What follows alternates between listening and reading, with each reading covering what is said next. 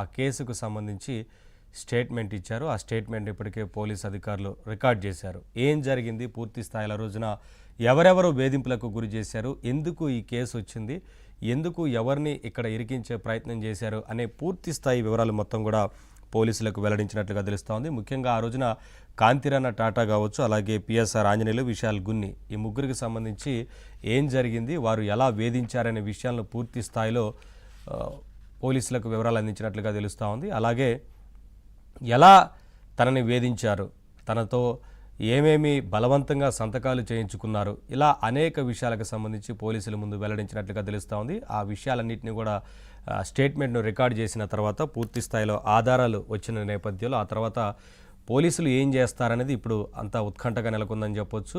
ఈ ముగ్గురికి నోటీసులు ఇస్తారా, అలాగే ఒక కీలక నేత వైసీపీకి సంబంధించి ఆ రోజు కీలకంగా వ్యవహరించిన లీడర్ హస్తం కూడా ఉన్నట్లుగా తెలుస్తూ ఉంది. వారికి కూడా నోటీసులు ఇస్తారా, నోటీసులు ఇచ్చిన తర్వాత విచారించి అరెస్ట్ చేసే అవకాశం కూడా ఉన్నట్లుగా కనిపిస్తూ ఉంది. ఏం జరుగుతుందనేది చూడాలి. ఇదే అంశానికి సంబంధించి ఇవాళ డిబేట్లో మాట్లాడదాం. డిబేట్లో పాల్గొంటున్నారు రజనీ గారు, జనసేన అధికార ప్రతినిధి, జ్యోత్సన గారు, టీడీపీ జాతీయ అధికార ప్రతినిధి జాయిన్ అవుతారు. ఉప్పల లక్ష్మణ్ గారు, ఎనలిస్టు, సీనియర్ జర్నలిస్ట్.